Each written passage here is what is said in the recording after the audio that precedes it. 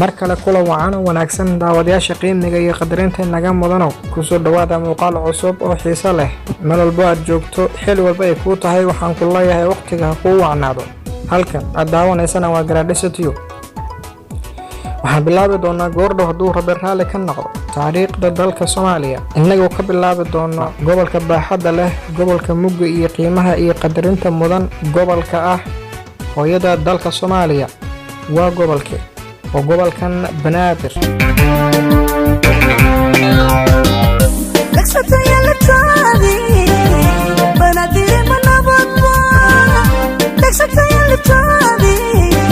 haddaba taariikhdiisii oo kooban gobolka Banaadir degmooyinka uu ka kooban yahay oo ina taariikhdooda aan mid u fiirin doono ayaa goordhow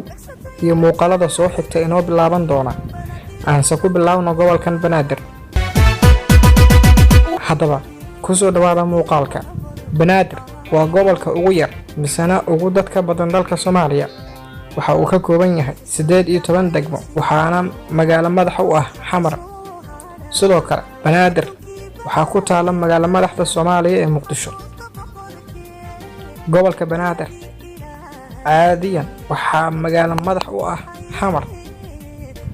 balse markay dadku Muqdisho ay leeyihiin Muqdisho waxay caasimad u tahay Soomaali weyn oo idil Banaadir waxa uu qoy ka xiga gobolka Shabeellada Dhexe koonfurna waxa ka xiga gobolka Shabeellada Hoose iyo bari oo ay ka xigto badweynta Hindiya iyo badda Cas Banaadir waxa la isku dhihi jiray qarnigii 19 magaalooyinka Soomaaliyeed ee ku yeelay xeebaha badweynta Hindiya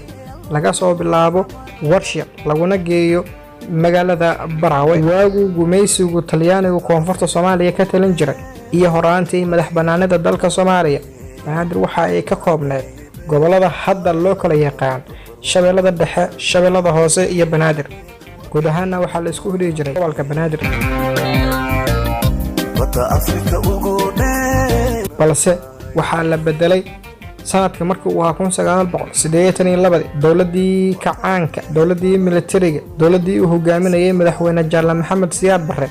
yaa waxa ay kala goysay sanadkii 1982 xuduudaha gobolada dalka Soomaaliya oo dhan Muqdisho oo hadda ah caasimadda Soomaaliya waxa ay ahayd degmo ka tirsan gobolka Banaadir waa degmo ka tirsan degmooyinkii uu ka koobnaa gobolkii Ex-banaadir sida Warshaq Jaziira Gandarshe Marka Baraawe Muqdisho haddaba gobolkan Banaadir waxa uu leeyahay degmooyin caan ah waxaana markaasi degmooyinkaasi ka mid ah degmada Boondheere Cabdicasiis Arkenley Daynile Howlwadaag Hiliwaa Kaxda Kaaraan Shibis Shangaani waa bari wadajir warta nabadda Xamar Jajab Xamar Weyne iyo Yaaqshid isaga dhacaysiyo waxa ka soo hara adoonkii balayada ku xasuusta boqorkee baryadii Ilaahay waka nuurka baxayay barakay Allah xamaan waad ku maasantahay la socoshada muuqaalkan waxa inoo xigi doona muuqaalka soo socda hadduu Ilaahay naftan nagu sama saacadaha soo socdana aad daawo doontaan mid ka mid ah degmooyinka gobolka Banaadir ee nasiibka u yeeshay qoritoorkii aan u sameeyay in taariikhdeeda aan ka sheekayno haddaba insha Allah ta'ala bilaaw ilaa iyo dhammaad degmooyinka gobolkan Banaadir uu ka kooban yahay mid ayaad kala soo doontaan taariikhdooda iyo waliba meelaha ay ku kala yaalaan iyo halku dhigyadooda channelkan caalamiga ah ee garaadhisatiyo waad ku maasantahay la socoshada daawashada muuqaalka fadlan si asxaabtaada kale ay kaga faa'iideysato waxaan kaa codsanayaa inaad muuqaalkan share garayso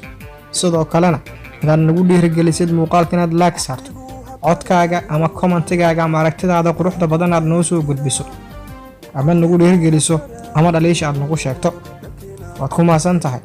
tan iyo muuqaal xigta intayna ku kulmi doono anigoo ah Barre Ismaaciil waxaan idinkaga tegayaa nabadiino iyo nooli is aragti maqal dambe oo xiiso leh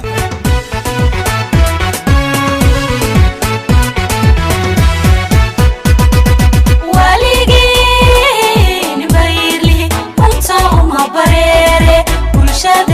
وعاني شارا إذن ودنا bulshadeen waxay bishaare